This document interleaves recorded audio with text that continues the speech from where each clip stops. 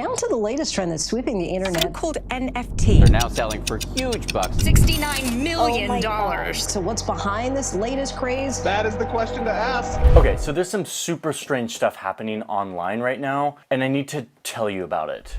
First, look at this tweet. The first tweet ever tweeted in the history of Twitter. The tweet was by Jack Dorsey. I'm one of the co-founders of Twitter. And this tweet was somehow just purchased for $2,915,835.47.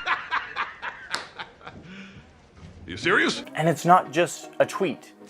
Just last month, a single JPEG sold for $69 million. Oh my God. The NBA is selling little moments of basketball games for hundreds of thousands of dollars. This is all sorts of digital things that people are purchasing a version of them for lots of money.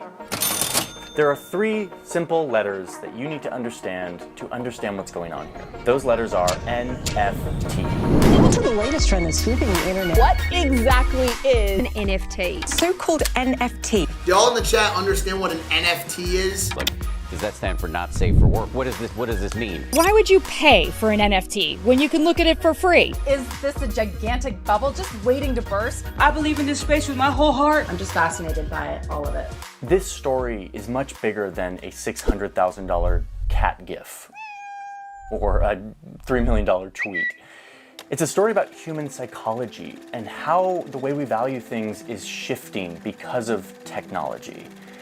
A technology that some people think may revolutionize our society, while at the same time accelerating the climate disaster. It's really nuts. It's all of these things together, and I want to explain it to you. So let's do this. What the hell's an NFT? Apparently cryptocurrency. Everyone's to LeBron James! That was insane! Officially insane, LeBron James. NFT stands for non-fungible token. Okay, there it is. That's the explanation. Non-fungible token. Makes sense, right? So the video's over now. No. One of my issues with this topic is that people throw around things like blockchain, crypto art, ledger, NFT, and they just expect me to understand what they're talking about, and I didn't. Okay, I'm going to talk about a Tesla for a second. Customized by Unplugged Performance to be the most unique and high-quality Tesla there is. Oh, and it's not just a Tesla, it's also $20,000. You can enter for a chance to win the Tesla and $20,000 by going to omaze.com/Johnny Harris. When you donate $10 or more, your donation goes to support two nonprofits. 501c3 is the first one. They are an organization that seeks to mobilize the next generation to fight climate change by creating a global community that embraces low carbon culture. The other one is called Give Power, which seeks to give clean drinkable water to the 2.2 billion people around the world who do not have safe access to clean water. The nonprofit uses its deep solar expertise to power and provide clean water, food security, and light to regions around the world. So to potentially win a Tesla and $20,000 and to support these organizations, go to omaze.com/Johnny Harris to find out more. So, fungible. Let's talk about the word fungible. It's this very specific word that economists use. It has a very precise definition. I want to use a different word for fungible for a second. Let's just use the word replaceable. Non-fungible means non-replaceable. You can't replace it. There's only one of them. It's unique. Non-fungible. Let me give you an example of something I feel very strongly about. Let's say you want to buy an orange jacket. This is really absurd. I've actually never counted these before. Stop it. Get some help. You want to buy an orange jacket from Uniqlo. You go on the internet and a jacket costs $39.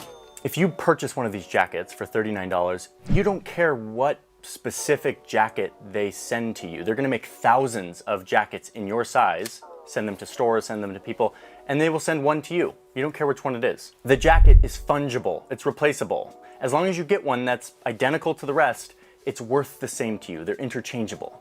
However, let's talk about one Uniqlo orange jacket that has been with me for a very long time. This is the original, and for those of you who don't know, I sort of have a strange attachment to this jacket. I just love it. I love the color. I feel like an identity with this thing. And it's sort of starting to disintegrate, but I love it. And I kind of fell in love. This jacket is not replaceable. If I went onto the website and paid $39 for a Uniqlo orange jacket that was this exact same model, it would not be this jacket. This jacket is non-fungible. It is the only one on the planet that exists. It has emotional value. It has significance. It is a very valuable thing because it is scarce. There's only one of them.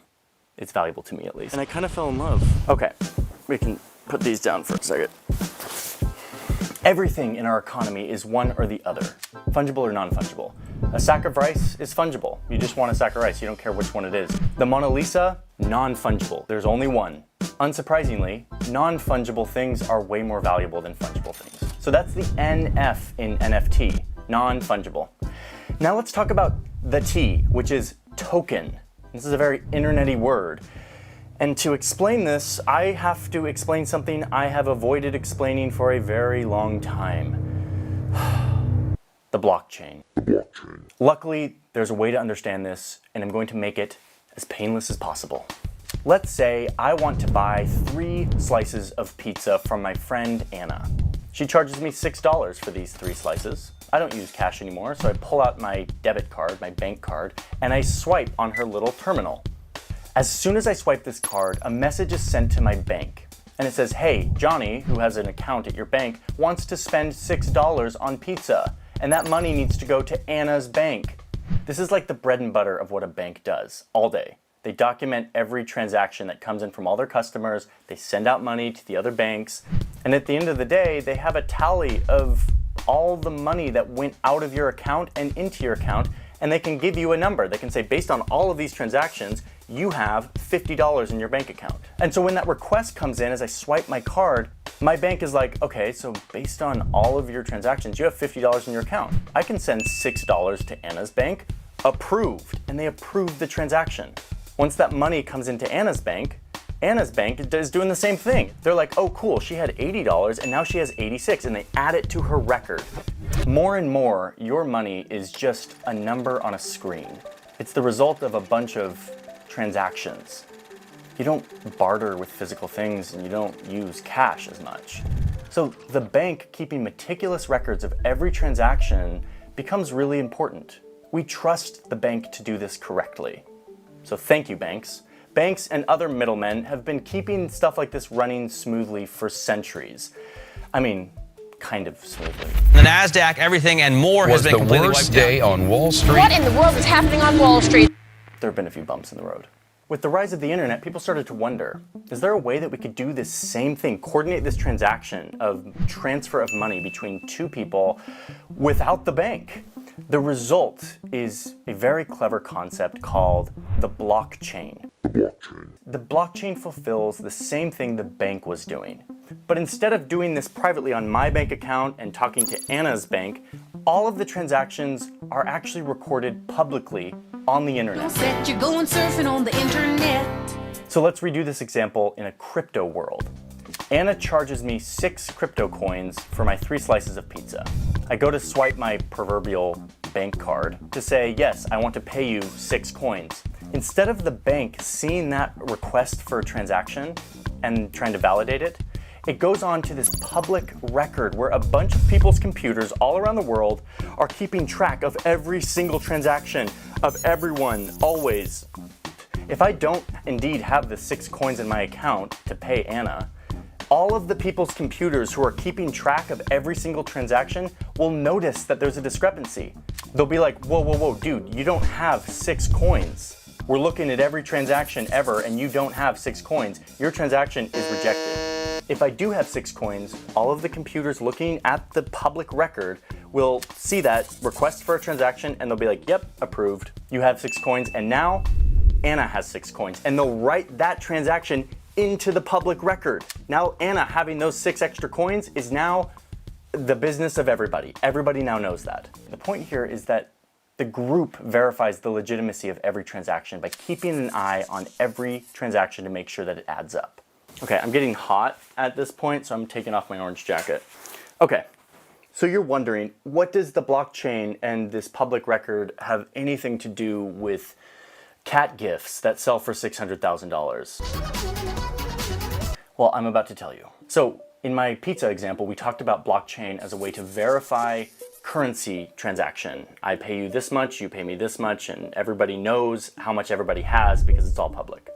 But this is where it starts to bend my mind a little bit. What if we apply this to something that isn't money or currency? Let's say one day you're just looking at the ledger, and the ledger's like, Johnny wants to give Anna 6 coins. Okay, he's got 6 coins, approved. And then a transaction comes up that's like, a Malaysian businessman wants to give $3 million worth of coins to Jack Dorsey in exchange for a little token or digital certificate that says that the tweet is now somehow owned by the Malaysian businessman. The only thing that the blockchain cares about is, does the Malaysian businessman have $3 million worth of coins? And so a bunch of computers all around the world look at the whole entire list of transactions and say like, yeah, this guy has more than $3 million worth of coins. Approved. They approve the transaction. And now it is written in a public record that is unalterable that says that this Malaysian businessman owns this tweet. The token has been transferred to somebody new. Non-fungible token, NFT. And if there's anything that gets human psychology to value something, it's if an entire group validates that it's real and that there's only one of them. There are tens of thousands of NFTs of all kinds. Some music is being given tokens. Lots of art is being minted as tokens and being bought and sold. And then, of course, there's NBA Top Shot, who's taking advantage of this. These highlight moments, these Top Shot moments from your favorite NBA players have been turned into non-fungible tokens. Jesse made headlines the other day when he paid $208,000 for LeBron James Top Shot. It's the weirdest thing. As soon as humans have enough abundance and have their basic needs met, food, shelter, warmth, etc., the next frontier is to create value in things that have no inherent value. The value turns into psychological hype, excitement around a certain thing. We've been doing that forever. I mean, that's the whole art industry is based on the idea of a bunch of people deciding that this painting, this little bit of canvas and wood and paint is valuable, and thus it is valuable. The only difference about now is we now have the technology to do this in a non-physical way, using this very sophisticated internet technology that is maturing very quickly. Okay, so this is a lot of hype, and I know you're probably thinking like, cool, there's a bunch of rich people online buying and trading digital art, and there's millions of dollars worth of cards. I thought you said that this was going to have the potential to change the world. And I'm getting there, but first I need to talk about the crazy flip side to the NFT fad. The reality is that the technology that is the backbone for all of this, the blockchain stuff that we've been talking about, relies on the public ledger thing that I talked about. Like, that is the sort of heart and soul conceptually, but mechanically, like physically, what it relies on is computers doing a bunch of little calculations all day and night forever. These computers aren't real computers. They don't have any memory or screens or anything. All they do is just make little micro calculations all day, all night. Most NFTs are stored on a blockchain called Ethereum. And as of now, in early April 2021, when I'm filming this, the Ethereum blockchain is using 33 terawatt hours of electricity. And you're like, what's a terawatt hour of electricity? That's the same amount of power as the country of Serbia. A reminder that generating electricity usually comes from power plants that are burning fossil fuels, that are putting carbon into the atmosphere, which is a big freaking problem. Facing a man-made disaster on a global scale. The power consumption of the Ethereum blockchain is exploding. It is quadrupled in like 8 months, and it is showing no sign of slowing down. It is a lot of energy, and to think that that much energy is not being used to like move people around or produce things, it's used to like crunch numbers in a weird computer warehouse somewhere so that somebody can buy a fake token of a thing that we only, oh man, I can't, it's mind-blowing. It's such an ironic moment where it's like, this is all digital, it's all fake, it's not real, but it's having deeply real-world effects. Ouch! Oh my God! I just want to finish this video now talking about what this might mean for our world going forward. This is definitely hype, and that's the whole point. I mean, these speculation markets are all about hype.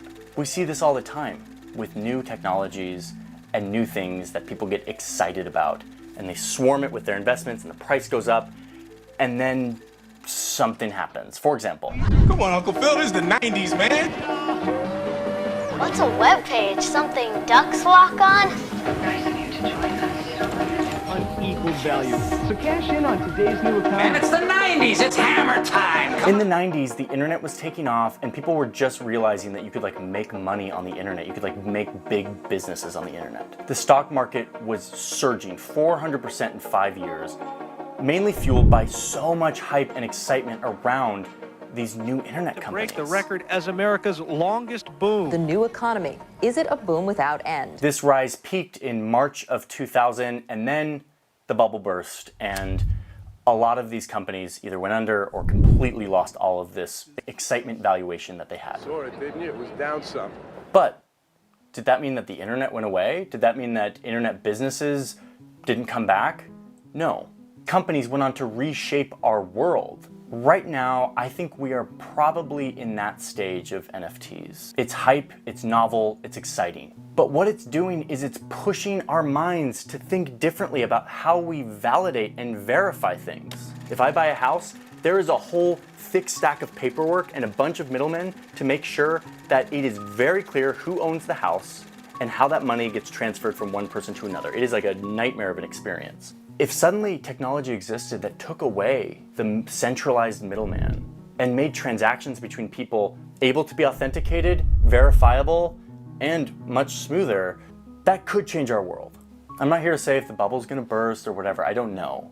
I just know that this is a crazy moment where we're getting our heads around a new technology and what it means, and eventually we'll adapt. This won't be crazy, this won't be novel anymore. Prices will go down, but the technology that allowed it all to happen will probably stick around.